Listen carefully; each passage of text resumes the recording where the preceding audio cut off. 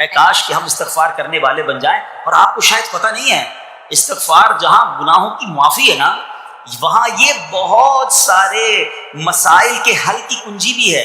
آپ اگر پرابلم میں ہیں، روزی کے مسائل ہیں، اولاد نہیں ہو رہی ہے یا کوئی بھی پرابلم ہے، ایک واقعہ سنیے. حضرت امام حسن بصری رحمۃ اللہ تعالی بہت بڑے بزرگ، ایک شخص آیا آ کر کہتا ہوں بارش نہیں ہو رہی ہے، قحط کی پوزیشن آ گئی ہے، بارش نہیں ہو رہی، دعا فرمائیں کو وظیفہ عطا فرمائیں. آپ نے فرمایا استغفار کرو. وہ چلا گیا. اچھا ایک بزرگ بیٹھے تھے ان کے پاس، حضرت ربیع بن صبیح رحمۃ اللہ، وہ دیکھ رہے تھے.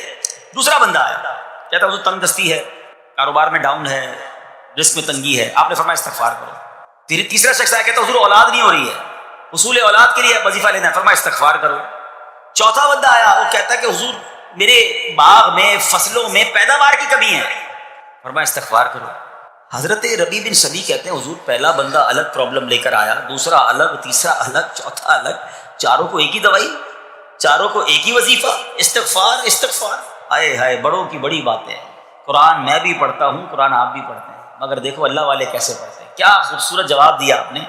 آپ فرماتے ہیں سورہ نوح پارہ 29 آیت نمبر 10 سے 12 کی آپ نے تلاوت فرمائی. اب ذرا قرآن سنیے گا. بسم اللہ الرحمن الرحیم. استغفروا ربکم انہ کان غفارا یرسل السماء علیکم مدرارا ویمددکم باموال وبنین ویجعل لکم جنات ویجعل لکم انہارا. سبحان اللہ. ذرا سنیے گا، اپنے رب سے معافی مانگو. استغفروا ربکم انہ کان غفارا، بے شک وہ بڑا معاف کرنے والا ہے. اب دے گا عطا، کیا فرمائے گا؟ یرسل السماء علیکم مدرارا، وہ تم پر موسلا دھار بارش بھیجے گا. وَيُمْدِدْكُمْ بِأَمْوَالٍ وَبَنِينَ وَيَجْعَلْ لَكُمْ جَنَّاتٍ وَيَجْعَلْ لَكُمْ أَنْهَارًا. فرمایا اور مالوں اور بیٹوں سے تمہاری مدد فرمائے گا، اور تمہارے لیے باغات بنا دے گا، اور تمہارے لیے نہریں بنائے گا. باغات بھی بڑھ رہے ہیں، اولاد بھی عطا ہو رہی ہے، مال بھی بڑھ رہا ہے، بارش بھی ہو رہی ہے. کس چیز سے؟ استغفار سے. تو استغفار یہ آپ کے بہت سارے پرابلمز کا حل ہے، مسائل کا حل ہے.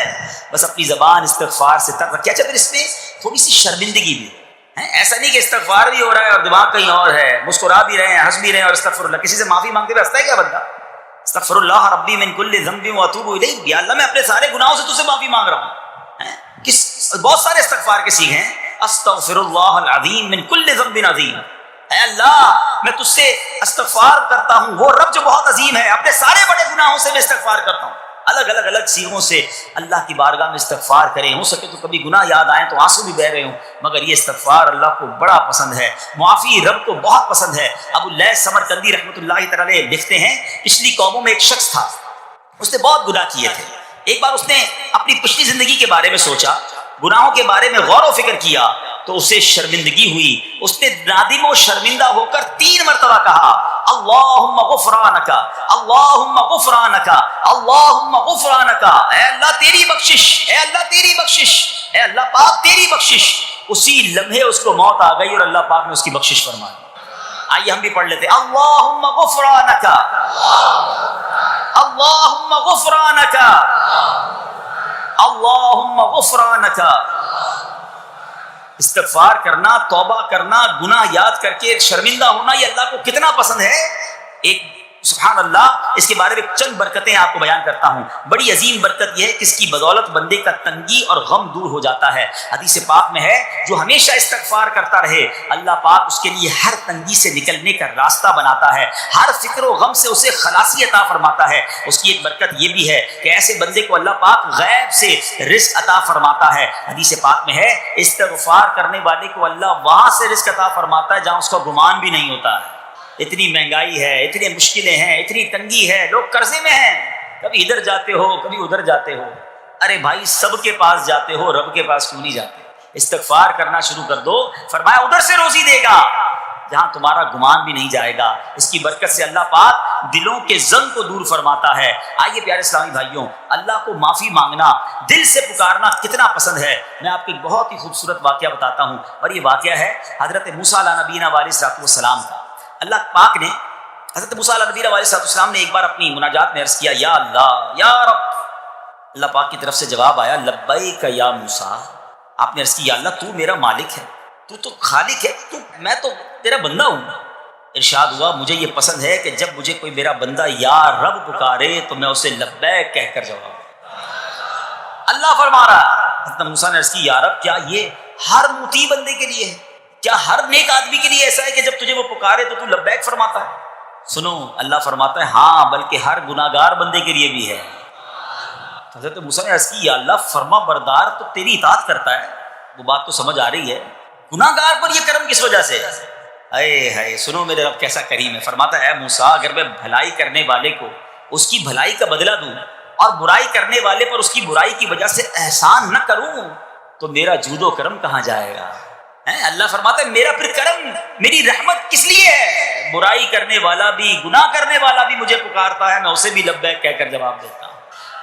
حضرت موسیٰ علیہ نبینا علیہ السلام کو ایک بار وحی نازل ہوئی کہ اے موسیٰ فلاں علاقے میں جاؤ، ہمارا ایک نیک بندہ اس کا انتقال ہو گیا ہے، جا کے اس کو غسل دو، اس کو کفن دو اور اس کا جنازہ پڑھو۔ حضرت موسیٰ وہاں پہنچ گئے اور جب وہاں جا کر آپ نے لوگوں سے کہا کہ مجھے فلاں بندے کے پاس لے جاؤ جس کا انتقال ہوا ہے، مجھے غسل دینا ہے، کفن پڑھنا ہے، جنازہ پڑھنا ہے، لوگوں نے کہا حضرت یہ تو زمانے کا گناہگار بڑا بےہودہ بڑا بدکار شخص تھا، آپ کو رب کا حکم تھا، آپ نے غسل بھی دیا، کفن بھی پہنایا، جنازہ بھی پڑھا، پھر رب کی بارگاہ میں عرض کی مولا بندے تو یہ کہہ رہے ہیں یہ تو بہت برا آدمی تھا، تو نے مجھے بھیجا اور فرمایا تیرا پیارا بندہ، میں نے جنازہ بھی پڑھ دیا، غسل اور کفن بھی دیا۔ اب ذرا آپ سوچیں کہ کسی کا جنازہ حضرت موسیٰ پڑھ دیں تو اس کی تو بخشش کا تو کوئی مسئلہ ہی کوئی نہیں نا، وہ تو اللہ کے نبی جس کا جنازہ پڑھے غسل دے تو یا اللہ تو نے ایسا انتظام فرما دیا۔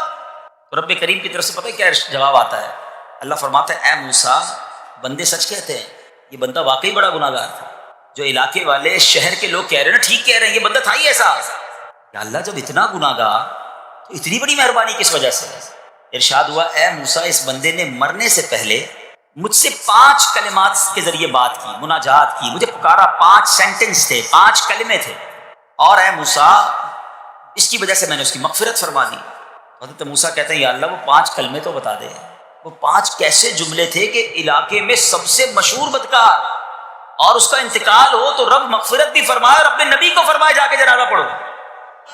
تو آپ نے کہا یا اللہ وہ 5 کلمات بتا دے۔ اب ذرا یہ 5 کلمات سنیے گا، ایکچولی جو بات سمجھنی ہے نا، استغفار ہے کیا، معافی مانگنا ہے کیا، توبہ کیا ہے۔ اللہ فرماتا نا کہ ہم نے سنا کہ جو بندہ اللہ سے استغفار کرتا ہے اللہ اسے دیکھ کر مسکراتا ہے، اس کی وجہ یہ کہ بندہ رب کی بارگاہ میں اپنے آپ کو سرنڈر کرتا ہے، اپنے گناہ یاد کرتا ہے، اپنی کم مائگی کا اظہار کرتا ہے۔ وہ کہتے ہیں نا الندم التوبہ، شرمندگی توبہ ہے۔ شرمندہ ہو جائے نا انسان، دنیا میں پتہ کیا معاملہ ہے، ہم کسی عدالت میں جا کر کہتے ہیں ہم نے جرم کیا ہے، اقبال جرم، ٹھیک ہے، تو کیا ہوتا ہے جج کہتا ہے پھر اس کو گرفتار کرو اور سزا سناؤ، بندہ خود ہی مان رہا ہے، گواہوں کی ضرورت کیا ہے؟ دنیا کی عدالت میں اقبال جرم پر سزا ملتی ہے، میرے رب کی رحمت کی عدالت دیکھو، بندہ وہاں جا کر اقبال جرم کر لے، شرمندہ ہو جائے، معافی مانگ لے، اللہ اس کے سارے گناہ معاف فرما دیتا ہے۔ یہ فرق ہے دنیا والوں میں اور رب کی عدالت میں، سبحان اللہ۔ وہ حضرت موسیٰ کہتے ہیں یا اللہ وہ 5 کلمے بتا، اور بتائے گئے تو وہ 5 کلمے سنیے گا ذرا۔ وہ بندہ کہتا ہے مرنے سے پہلے اے رب تو جانتا ہے میں نیکوں سے محبت کرتا ہوں اگرچہ خود نیک نہیں ہوں، یا رب تو جانتا ہے میں فاسقوں سے بغض رکھتا ہوں اگرچہ میں خود فاسق ہوں۔ سمجھ رہے بات؟ اے اللہ نیکوں سے پیار کرتا ہوں، مجھے پتا ہے میں خود نیک نہیں ہوں، میں گناہ گاروں سے نفرت کرتا ہوں حالانکہ میں خود بھی گناہ گار ہوں، کہیں بھی اپنی بڑائی نہیں ہے، میں گناہ گار، میں بدکار، مگر اللہ میں پیار کرتا ہوں نیک لوگوں سے۔ تیسرا جملہ کیا تھا؟ یا رب اگر مجھے معلوم ہو جائے کہ میرے جنت میں داخل ہونے سے تیری ملکیت میں کوئی کمی آ جائے گی تو اے اللہ میں تجھ سے پھر جنت کا سوال کرنا چھوڑ دوں گا۔ مجھے یہ پتا ہے یا اللہ تو نے مجھے جنت میں داخل کیا نا، تیری جنت میں کوئی کمی نہیں آئے گی، بہت بڑی ہے، اب مجھے داخل بھی کرنے سے تیرا کچھ نہیں جائے گا، اگر کچھ جاتا ہوتا تو یا اللہ میں جنت تیرے سے مانگنا چھوڑ دیتا۔ چوتھا جملہ کیا ہے؟ اے رب اگر مجھے معلوم ہو جائے کہ مجھے جہنم میں داخل کرنے سے تیری ملکیت میں اضافہ ہو جائے گا تو میں پھر جہنم سے پناہ نہیں مانگوں گا، یعنی اگر تو تیرے ملک میں تیری شان میں اضافہ ہو رہا ہے مجھے جہنم میں ڈالنے سے، پھر تو میں نہیں کہوں گا تجھے کہ جہنم سے نکال، مگر مجھے پتا ہے تو پہلے ہی مالک ہے، تو پہلے ہی خالق ہے، سب کچھ تیرا ہے، مجھے جہنم میں ڈالنے سے تیری کوئی ملکیت میں اضافہ نہیں ہونا۔ اور آخری بات کیا کہتا ہے؟ یا رب اگر تو مجھ پر رحم نہ کرے گا تو پھر کون کرے؟ اللہ فرماتا ہے اے موسیٰ میں نے اس پر رحم کیا، یہ میرے کرم کے لائق تھا، میرے کرم کے لائق نہیں تھا کہ میں اسے ناکام لوٹا دیتا، جب اس نے یہ کلمات کہے تو میں نے اسے درگزر فرمایا، اس کی مغفرت فرما دی اور میں ہی بخشنے والا مہربان ہوں۔ تو اے میرے پیارے اسلامی بھائیوں، آج وہ کام سیکھ کے جانا ہے، سمجھ کے جانا ہے، جس کو جو بندہ کرتا ہے تو رب کی رحمت گویا مسکراتی ہے۔ وہ یہ ہے کہ اللہ سے معافی مانگتے رہیں، استغفار کرتے رہیں، اللہ کو راضی کرنے کی کوشش کرتے رہیں، اپنے گناہوں پر ندامت رکھیں۔ اکثریت ہماری وہ ہے کہ وہ مسجد کے اندر اس طرح ہوتی ہے جیسے مچھلی پانی کے باہر ہے، بے قرار بے چین گھڑی دیکھتے رہیں گے، یار کب اذان ہوگی، کب جماعت ہوگی، کبھی امام صاحب 1 منٹ لیٹ ہو جائیں، 2 منٹ لیٹ ہو جائیں تو امام صاحب کو پکڑ لیں گے، حضرت 2 منٹ آج آپ نے لیٹ جماعت شروع کی۔ امام صاحب 1-2 منٹ لمبی نماز پڑھا دیں، دعا طویل کر دیں، اس پر اعتراض کرنے والے اعتراض کر رہے ہوتے، حضرت آج آپ نے 2 منٹ لمبی دعا کرا دی۔ اللہ کے بندو 1-2 منٹ زیادہ اللہ کے گھر میں بیٹھنے کو ملا نا، شکر ادا کرو۔ اچھا یہی بندہ باہر چائے کی دکان پر گھنٹوں بیٹھ جائے گا دوستوں کے ساتھ، وہاں کوئی ٹائم نہیں دیکھنا، مسجد میں 2 منٹ زیادہ کیوں گزرے اس پر اعتراض شروع ہو جاتا ہے۔ اس کا مطلب پتہ کیا ہوا کہ دل مسجد میں نہیں لگ رہا ہے۔ جس کا دل مسجد میں نہ لگے وہ اپنے دل کا علاج کرائے، کیونکہ مسجد کس کا گھر ہے بتاؤ نا۔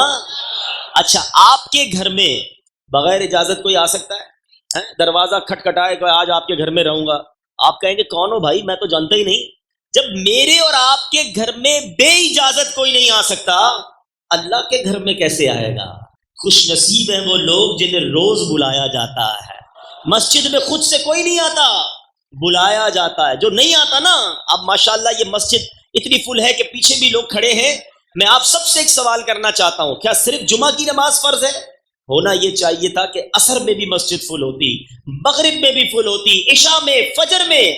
اور جو لوگ کہتے ہیں نا یار میں مسجد نہیں جاتا، تمہاری بھول ہے، تم نہیں جاتے، تمہیں بلایا نہیں جاتا۔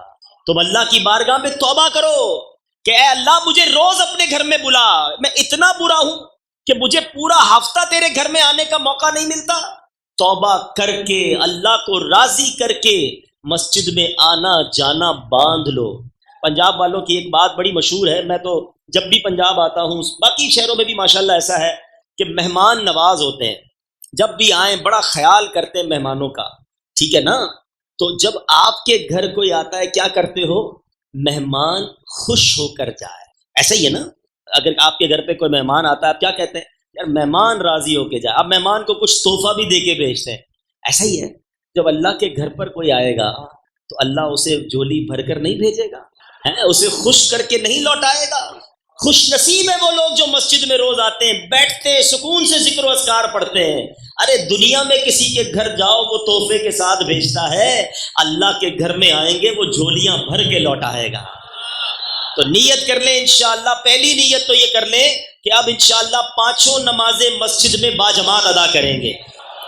جمعہ کا دن کوئی عام دن نہیں ہے، یاد رکھیے گا، جمعہ کا دن ایک بڑا خاص دن ہے۔ اللہ تبارک و تعالیٰ نے ہم پر ایک خاص کرم کیا ہے کہ ہمیں ہر ہفتے یہ دن عطا فرمایا۔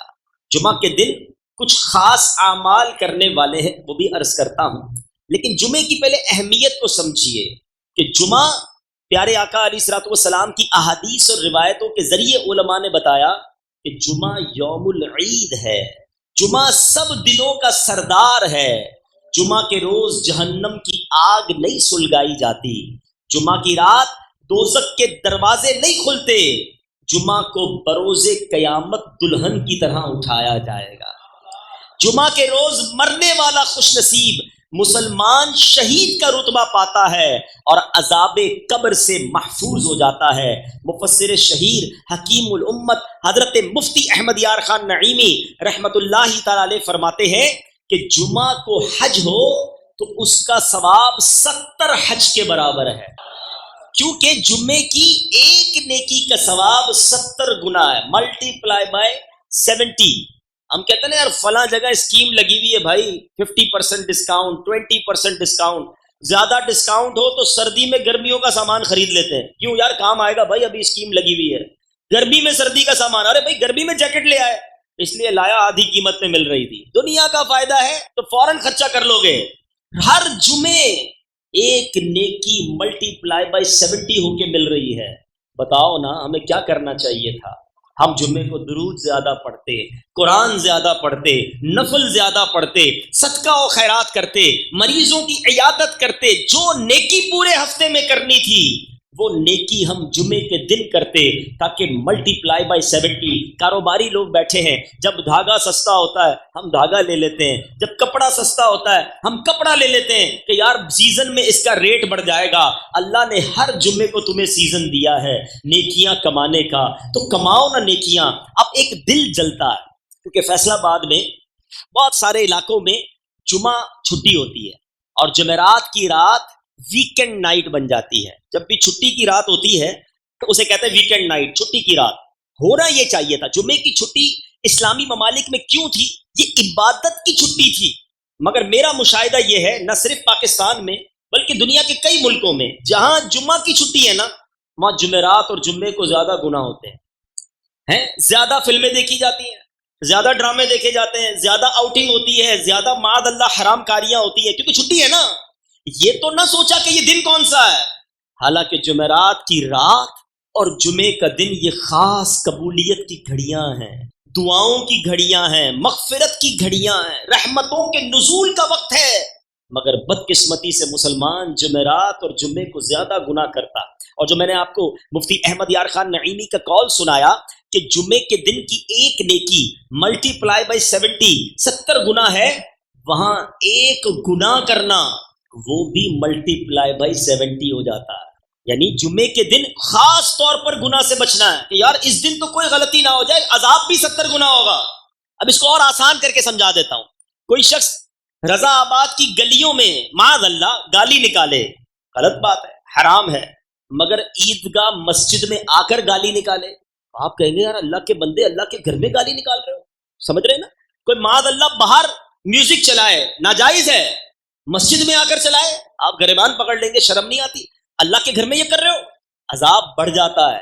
جب مقام مقدس ہو تو عذاب اور غلطی شدید ہو جاتی ہے۔ بالکل اسی طرح مکہ شریف میں جاؤ، ایک نیکی حدود حرم کے اندر 1,00,000 نیکی کے برابر ہے، مگر وہ مقام اتنا مقدس ہے کہ وہاں ایک گناہ کیا جائے تو وہ گناہ بھی 1,00,000 گناہ کے برابر ہو جاتا ہے۔ میں ان تمام پاکستان کے علاقے والوں سے بات کر رہا ہوں، میں ان تمام ممالک کے لوگوں سے بات کر رہا ہوں جہاں جمعے کو چھٹی ہے، خدا را جمعرات کی رات کو ویکینڈ نائٹ بنا کر گناہ مت کرو۔ جمعہ کا دن اللہ کو ناراض کرنے والے کام نہ کرنا، کہیں ایسا نہ ہو کہ پورا ہفتے کی خطائیں ایک طرف، جمعے کو کی گئی خطائیں اور اس کا عذاب ایک طرف ہو جائے، اللہ سخت ناراض کہیں ہم سے نہ ہو جائے۔ تو خدا را اگر جمعہ کو چھٹی ملی ہے تو اس کو عبادت میں گزارو، اس کو غنیمت جانو، جمعہ کی اہمیت تو سمجھو۔ اللہ تعالیٰ نے اس ایک دن کی گویا فضیلت کو بیان کرنے کے لیے قرآن پاک میں پوری سورہ جمعہ نازل فرمائی، اور اس میں اللہ ارشاد فرماتا ہے بسم اللہ الرحمن الرحیم یا ایھا الذین آمنوا اذا نودی للصلاة من یوم الجمعة فاسعوا الى ذکر اللہ وذروا البیع ذالکم خیر لکم ان کنتم تعلمون۔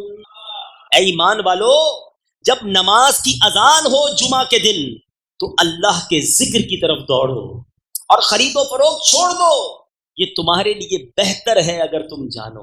ذکر کی طرف دوڑو۔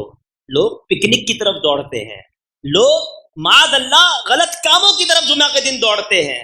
ایسا نہ کرنا، ایسا نہ ہو کہ اللہ تعالیٰ کی شدید ناراضی کا یہ سبب بن جائے۔ بہرحال کچھ کام جو جمعہ کے دن اسپیشل کرنے والے ہیں، ایک بہت ہی خاص کام جمعہ کے دن یہ کرنا ہے کہ نبی پاک صلی اللہ تعالیٰ علیہ وسلم کا فرمان ہے کہ جو جمعہ کے دن، حدیث پاک کا مضمون ہے، 200 بار درود پاک پڑھے اس کے 200 برس کے گناہ معاف کر دیے جاتے ہیں۔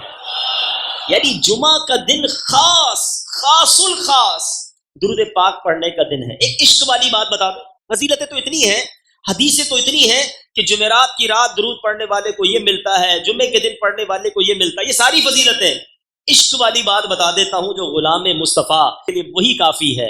آقا فرماتے جس کا مضمون ہے اور دنوں میں جب بندہ درود پڑھتا ہے تو فرشتے مجھ تک درود پہنچاتے ہیں، مگر جمعہ کے دن جو درود پڑھتا ہے میں خود سماعت کرتا ہوں۔ یعنی جمعہ کا دن ڈائریکٹ ڈائلنگ کا دن ہے، ادھر میں نے درود پڑھنا ہے، ادھر میرے آقا نے سماعت کرنا ہے۔ مل کر محبت سے درود پاک پڑھ لو، صلو علی الحبیب صلی اللہ تعالی علی محمد صلی اللہ علیہ وسلم. تو جمعہ کے دن تو کام ہی یہ ہونا چاہیے تسبیح ہاتھ میں اور درود پاک کا ورد جتنا ہو سکے جمعرات کی رات سے جمعے کی مغرب تک جتنا ہو سکے آپ درود پاک پڑھیں. جو پورا ہفتہ نہیں پہنتے نا امامہ ان سے بھی میری گزارش ہے کم از کم جمعے کو باندھ لیا کر. اب ذرا روایت سننا. میرے آقا علیہ الصلوۃ والسلام فرماتے ہیں بے شک اللہ عز و جل اور اس کے فرشتے جمعہ کے دن امامہ باندھنے والوں پر درود بھیجتے ہیں. اللہ اور اس کے فرشتے درود یعنی رحمت بھیجتے ہیں. تو جمعے کو تو امامہ باندھ لیا کرو. دل پر چوٹ کر دوں چوٹ کرنے کے لیے عیدگاہ مسجد میں اعلان ہو جائے کہ جو جمعے کے دن امامہ پہن کر آئے گا باہر جاتے جاتے 1000 کا نوٹ لیتا جائے. بتاؤ کوئی آئے گا بغیر امامے کے؟ باہر امامے کی دکانیں کھل جائیں گی. ارے بھائی عیدگاہ مسجد میں امامہ دو جلدی سے 1000 روپے ملیں گے. جو مسجد میں بھی جگہ نہیں بچے گی 1000 روپے کے لیے. ادھر اللہ اور اس کے فرشتے درود بھیج رہے ہیں. بتاؤ نا دنیا کی قیمت کی کوئی کمپیریزن ہے؟ تو جمعے کو تو امامہ پہن لیں. نیت کرتے ہیں انشاءاللہ. آگے چلیں روایت سن لیجئے. حضرت حمید عبد الرحمن رحمۃ اللہ تعالی علیہ اپنے والد سے روایت کرتے ہیں کہ جو شخص جمعے کے دن اپنے ناخن کاٹتا ہے اللہ تعالیٰ اس سے بیماری نکال کر شفا داخل کر دیتا. یہ بہت سارے لوگ کہتے ہیں رزق میں بڑی تنگی ہے جناب کاروبار بڑا مندہ ہے. تو مفتی امجد علی اعظمی لکھتے ہیں کہ جمعے کے دن ناخن ترشوانا مستحب ہے. ہاں اگر زیادہ بڑھ گئے ہوں تو جمعہ کا انتظار نہ کرے کہ ناخن بڑا ہونا اچھا نہیں کہ ناخنوں کا بڑا ہونا تنگی رزق کا سبب ہے. بڑے بڑے لڑکیوں نے بھی ناخن بڑھائے ہوتے ہیں پھر کہتے ہیں جناب روزی میں تنگی آ گئی کاروبار مندہ ہو گیا گھر میں بڑا پرابلم ہے. تو ناخن بڑھانا بھی یہ تنگی رزق کا ایک سبب ہے. سبحان اللہ. جمعے کے بارے میں میرے آقا فرماتے ہیں الجمعۃ حج المساکین یعنی جمعہ کی نماز مساکین کا حج ہے. اور دوسری روایت میں ہے کہ الجمعۃ حج الفقراء جمعہ کی نماز غریبوں کا حج ہے. اور سبحان اللہ مسجد میں ٹھہرنے کی بات ہو رہی تھی. امام غزالی رحمۃ اللہ تعالی علیہ فرماتے ہیں کوئی شخص نماز جمعہ کے بعد اگر عصر کی نماز پڑھنے تک مسجد میں رہے اور اگر نماز مغرب تک ٹھہرے تو افضل ہے. کہا جاتا ہے کہ جس نے جامع مسجد میں جمعے کی نماز ادا کی وہیں رک گیا اور عصر کی نماز تک ٹھہرا رہا اس کے لیے حج کا ثواب ہے. اور اگر وہیں رہ کر مغرب پڑھی اس کے لیے حج اور عمرے دونوں کا ثواب ہے. یہ ہے جمعہ کا دن نیکیاں کمانے کا دن. تو کوشش کریں کہ یہ جمعہ کا دن خاص نیکیوں میں عبادت میں اللہ کی رضا والے کاموں میں گزاریں. میٹھے اسلامی بھائیوں جب بھی محرم کا مہینہ آتا ہے ہمیں خاص کربلا والوں کی یاد دلاتا ہے. تاریخ دنیا میں ایسی ظلم کی داستان کبھی نہ ہوئی ہوگی کہ نواسہ رسول جگر گوشہ بطول پیارے آقا علیہ الصلوۃ والسلام جن کو فرمائیں میرے پھول ان کے ساتھ جو ظلم کیا گیا. کربلا کے میدان میں 3 دن بھوکا اور پیاسا رکھ کر پورے قافلہ امام حسین کو شہید کیا گیا.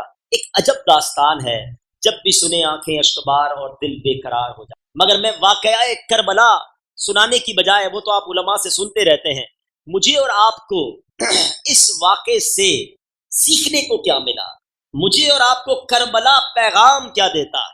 کبھی کبھی عقل حیران ہو جاتی ہے کہ جناب کلمہ پڑھنے والے بھی ایسا کر سکتے ہیں. وہ لوگ کلمہ بھی پڑھتے تھے وہ لوگ اذان بھی دیتے تھے وہ لوگ نماز بھی پڑھتے تھے اپنے آپ کو مسلمان کہتے تھے نبی پاک کا امتی کہتے تھے. اس قدر شدت ایسا ظلم 6 ماہ کے علی اصغر کے گلے پر رضی اللہ تعالیٰ عنہ خنجر چلانا تیر چلانا. امام حسین جن کے بارے میں نبی پاک فرمائیں یہ جنتی نوجوانوں کے سردار ہیں یہ وہ نواسہ رسول جنہوں نے نبی پاک کے کاندھوں پر سواری کی. اور پیارے آقا کے خاندان کے لوگوں کو اس طرح شہید کرنا یہ پاسبل کیسے؟ کبھی کبھی عقل جو ہے نا وہ کام نہیں کرتی. مگر پھر علماء جواب دیتے ہیں کہ ریزن کیا تھا ایسا ظلم کرنے پر وہ لوگ کیسے آمادہ ہو گئے. یہ بڑی خطرناک بات کرنے چاہ رہا ہوں اور یہ ریزن پتا ہونے کے بعد یہ وجہ معلوم ہونے کے بعد میں نے اور آپ نے اپنے آپ کو چیک کرنا ہے. کیونکہ نبی پاک صلی اللہ تعالی علیہ وسلم فرماتے ہیں 2 بھوکے بھیڑیے بکریوں کے ریوڑ میں چھوڑ دیے جائیں. بکریوں کا ایک پورا غول جا رہا ہو اور 2 بھوکے بھیڑیوں کو اس ریوڑ میں چھوڑ دیا جائے وہ اتنا نقصان نہیں پہنچاتے جتنا کہ مال اور مرتبے کا لالچ انسان کے دین کو نقصان پہنچاتا. ذرا سوچئے. ایک اور جگہ حضرت سیدنا حسن بصری رضی اللہ تعالیٰ سے مرسلن مروی ہے، دنیا کی محبت ہر برائی کی جڑ ہے۔ اب ذرا آج کے دور میں دیکھتے ہیں، کبھی کبھی لوگ کہتے ہیں یہ کیسے ہو گیا، یہ اتنا بڑا ظلم کیسے کر دیا؟ ارے ان کو اقتدار کا نشہ تھا۔ ابن سعد کو، ابن زیاد نے وہاں شمر کو اور جتنے لوگ کربلا کے میدان میں موجود تھے ان کو لالچ دیا تھا کہ یہ کام کرو، تمہیں حکمرانی ملے گی، پیسے ملیں گے، اتنا مال ملے گا۔ مال کی لالچ، اقتدار کی لالچ آئی، آنکھوں پر ایسا پردہ پڑا کہ ظلم کی داستان رقم کر دی۔ لیکن کیا آج ایسا نہیں ہو رہا؟ تھوڑے پیسے کے لیے مسلمان کی موت کا سبب نہیں بن رہا ہے؟ آج ملاوٹ کرنے والا کیا کر رہا ہے؟ جو معاذ اللہ چھوٹے تھوڑے سے سکوں کے لیے دوائی میں ملاوٹ کر دیتے ہیں۔ ارے دوائی تو جان بچانے کے لیے تھی نا۔ مسلمان کہلانے والے آئے دن پکڑے نہیں جاتے کھانے پینے کی چیزوں میں کیا ملا رہے ہیں؟ جناب کوئی پتی کے اندر برادہ ملا رہا ہے، کوئی چینی کے اندر کیا ملا رہا ہے، کوئی کیا ملاوٹ کر رہا ہے، یہ کیا ہو رہا ہے؟ چند سکوں کی خاطر بھول گئے۔ یاد رکھنا یہ دنیا کی لالچ اور یہ تھوڑے سکوں کے لیے کسی دوسرے کا بیڑا غرق ہوتا ہو تو ہو جائے، یہی تو یزیدی طریقہ تھا نا، یہی تو یزید والوں کا انداز تھا۔ آج کہتے ہیں میں پنجتن کا غلام ہوں، میں امام حسین کا چاہنے والا ہوں، ہر سال محرم میں لنگر بنتا ہے میرے گھر میں، امام حسین کی نیاز دی جاتی ہے۔ ارے جناب ہم تو بہت بڑی سبیل لگاتے ہیں۔ ساری چیزیں ایک طرف، بتاؤ لالچ چھوڑی کہ نہیں ہے؟ یہ لالچ تو یزیدیوں کا کام تھا نا۔ کیا امام حسین نے معاذ اللہ لالچ کی تھی جو تم کرنے بیٹھے ہو؟ بس کسی طرح مال آنا چاہیے، کیا نوکری کرنے والا، کیا کاروبار کرنے والا، کیا ٹھیلا لگانے والا۔ ایسا نہیں ہے کروڑ پتی آدمی بےایمانی کرتا ہے، جس کو جدھر موقع مل رہا ہے اوپر الگ فروٹ دکھائیں گے، نیچے گلا سڑا فروٹ تھما دیں گے۔ کیا ہے یہ؟ یزیدی طریقہ ہے۔ مال کے لیے اگلے کا نقصان کر دینا، یہ یزیدی طریقہ ہے۔ تم کہتے ہو میں امام حسین کا غلام ہوں۔ ایک بار نبی پاک صلی اللہ تعالی علیہ وسلم ایک غلے والے کے پاس سے گزرے اور اس کے غلے میں ہاتھ لگایا اور اس کے غلے میں ہاتھ اندر ڈال دیا تو وہ گیلا تھا۔ آقا نے فرمایا یہ گیلا والا اوپر کیوں نہیں رکھا؟ کہ حضور بارش ہو گئی تھی۔ فرمایا اگر گیلا ہو بھی گیا تو گیلا والا اوپر کیوں نہیں رکھا؟ پھر وہ تاریخی الفاظ فرمائے من غش فلیس منا، جس نے دھوکہ دیا وہ ہم میں سے نہیں۔ اب بتاؤ کون ہے جو دھوکہ نہیں دیتا؟ جس کو جدھر موقع ملتا ہے کسی طرح پیسے آ جائے، کسی طرح مال آ جائے، حلال حرام چھوڑو جناب، سود کا کاروبار کر لیتے ہیں، رشوت کا کام کرتے ہیں، جھوٹ بول کر، ملاوٹ کر کے۔ کیا جواب دو گے امام حسین کو؟ اور کہتے ہو میں پنجتن کا غلام ہوں، کربلا کا میدان اور کیا پیغام دیتا ہے؟ امام حسین جس وقت شہید ہوئے اس وقت سجدے کے عالم میں تھے، کربلا کا وہ سجدہ پیغام دے رہا ہے کہ دیکھو نماز کبھی نہ چھوڑ رہا۔ پنجتن کا غلام کہلانے والا فجر قضا کر دیتا ہے، اس کی ظہر چلی جاتی ہے، اس کی اثر مغرب چلی جاتی ہے اور کہتا ہے میں تو پنجتن کا غلام ہوں۔ یہ غلامی ہے؟ نہیں میرے میٹھے اسلامی بھائی، کربلا والوں کی اس حالت میں بھی نماز قضا نہ ہوئی اور تم آج اپنے نیند کے اندر نماز قضا کر دیتے ہو، کھیلتے کودتے میں نماز قضا کر دیتے ہو۔ کیسے منہ دکھائیں گے ہم امام حسین کو قیامت کے دن؟ وہ رات 9 محرم کی رات، وہ رات کیسے گزری تھی جس کو شب عاشور کہتے ہیں؟ کربلا والوں کے خیموں میں تلاوت ہو رہی تھی، سجدے ہو رہے تھے، دعائیں ہو رہی تھی، اور یزید کے کیمپ میں ناچ گانے ہو رہے تھے، شراب ہو رہی تھی، رنگ رلیاں منائی جا رہی تھی۔ مجھے بتاؤ آج ہماری راتیں کیسی ہیں؟ تلاوت کے ساتھ، نمازوں کے ساتھ، دعاؤں کے ساتھ، یا فلموں ڈراموں کے ساتھ، ناچ گانوں کے ساتھ، معاذ اللہ کچھ لوگوں کی شرابوں کے ساتھ، بدکاریوں کے ساتھ؟ بتاؤ نا یہ راتیں یزیدی طریقے والی ہیں یا حسینی طریقے والی ہیں؟ صرف زبان سے کہنا کافی ہے کہ میں پنجتن کا غلام ہوں، صرف زبان سے کہنا کافی ہے کہ میں امام حسین کا چاہنے والا، میری جان قربان۔ ارے جان تو بعد میں قربان کرو گے، وقت قربان کر کے نماز تو پڑھ لو۔ امام حسین کے مبارک سر کو جب یزیدی لشکر نیزے پر اٹھا کر جا رہا تھا تو وہ سر انور تلاوت کر رہا تھا۔ عبادت ہو تو ایسی ہو، تلاوت ہو تو ایسی ہو، سر شبیر تو نیزے پہ بھی قرآن سناتا ہے۔ امام حسین کا سر تو نیزے پر بھی تلاوت کر رہا ہے، اور جو پنجتن کے غلام ہونے کا دعویٰ کرتا ہے اس سے پوچھو بھائی قرآن پڑھنا آتا ہے؟ قرآن پڑھنا بھی نہیں آتا، پڑھنا تو دور کی بات، پڑھنے کی ایبیلٹی بھی نہیں ہے۔ یہ کیسی غلامی ہے؟ پوچھو نا اپنے آپ سے۔